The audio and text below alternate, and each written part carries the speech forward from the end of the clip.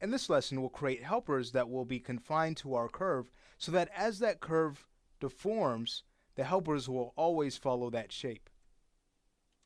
So the purpose of these helpers is going to be to drive the bones that will be connected to this curve, so that as the curve deforms, the chain will follow, giving us that nice flexibility we're looking for.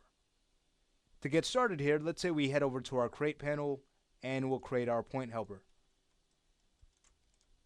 Alright, I'm going to go ahead and turn on center marker, and the size, I'll set that to 3 so it's not so large. We can go ahead and come out of the tool. So how can we confine this helper to this curve so that as that curve deforms in its shape, the helper will always follow that shape? Well, we could use the path constraint for that. Okay, so here we're using Max's tools creatively. So I'm just going to go ahead with the helper selected, choose path constraint, and constrain that to our curve. Now, of course, we want to remove our keys.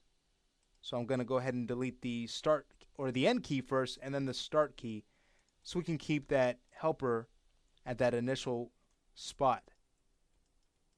Okay, from here we're going to want to clone 5 more from these. We can hold down Shift and we'll just drag this up just slightly in the Z-axis. And again, we're making 5 more here, so we'll put in a value of 5 and choose OK. Now, to evenly space each of these helpers, it's just a matter of using simple math. We know that with the path constraint, we go from 0 to 100% at the end of our curve. So knowing that, again, we just use simple math. We know that the start helper is at a value of 0, so the next one would, of course, need to be at 20, and then 40, 60, 80, and then finally 100%. So starting with the end, can head over to our path parameters, find the percentage along path parameter, and go ahead and put in a value of 100%.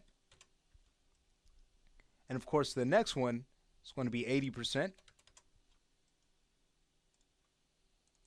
The next will be 60, and then 40, and then finally 20. Okay, great. From here, what we can do is go ahead and rename each of these helpers. So starting with the first that we made, simply label this PT path for point helper path underscore SPA01 for spine A. We'll use a similar naming convention for our bones, except instead of PT, we'll simply use BN. So I'm just going to go ahead and copy this and use that to rename the others. So that's going to be B and then C.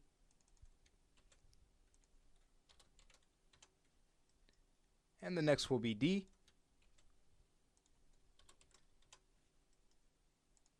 Then E.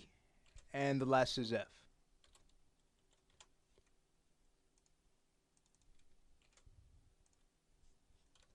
Okay, so we have them renamed, we have them constrained to our curve. We can go ahead and recolor them, which we definitely want to get into the habit of doing, especially when working on more complicated rigs, so you can quickly access, again, these objects. So I'm just going to go ahead and choose a color of orange, a shade of orange. Alright, great. So if we were to go to this curve, we're to go to the Modify panel, go to its point sub-object, select one of these points, start to move it around. Notice our path constraint helpers are going to follow. Great. And this doesn't even give you an idea of the type of result we're going to get. Okay, it's going to be much better than what we have here.